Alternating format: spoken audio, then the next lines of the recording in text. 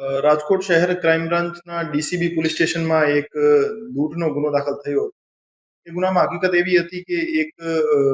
SP આંગડિયા પેઢી છે જે સોની બજારમાં આવેલી છે.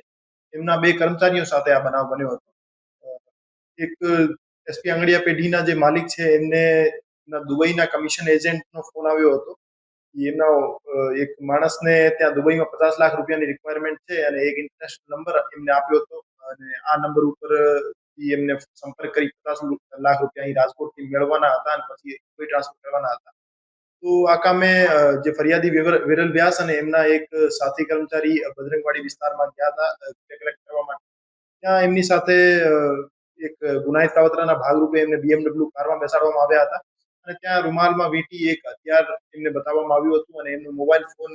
લૂંટી લઈ અને એમને પાસે સ્પીકર પર રાખી ખોટી કબૂલાત કરાવી હતી કે અમને 50 લાખ રૂપિયા મળી ગયેલ છે, જેથી એસપી આંગડિયા પેઢીથી દુબઈ 50 લાખ રૂપિયા ટ્રાન્સફર કરી દેવામાં આવે અને ખરેખર રૂપિયા એમને આપ્યા નહોતા. તો એ રીતે લૂંટના ગુનાને અંજામ આપ્યો હતો અને એ ગુનાના કામે ક્રાઇમ બ્રાન્ચ દ્વારા શબીર ઉર્ફે જાબર સિદ્દીકભાઈ જુનેજા તેમજ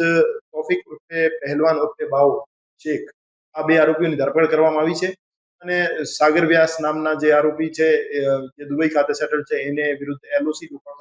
આ બે પૈકી શબ્બીર ઉર્ફે જાબર સિદ્દીકભાઈ જુનેજા વિરુદ્ધ 4 ગુના દાખલ થયેલા છે, જેમાં એક અટેમ્પ્ટ ટુ મર્ડરનો ગુનો છે, એક આર્મ્સ એક્ટ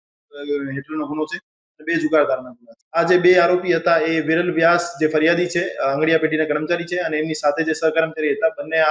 બંને ભોગ બનનારને BMW કારમાં બેસાડી હથિયાર બતાવી એમનો મોબાઈલ ફોન લૂંટી લઈ અને એમની પાસેથી ખોટી કબૂલાત અપાવી હતી કે અમને 50 લાખ રૂપિયા મળી ગયેલ છે અને આ કામે ખોટી કબૂલાત અપાવવાના કારણે એમને જે આરોપી છે એમને કમિશન આપવામાં આવ્યું હતું અને એના કારણે જ અહીં ખોટી કબૂલાત અપાવી અને 50 લાખ રૂપિયા ત્યાં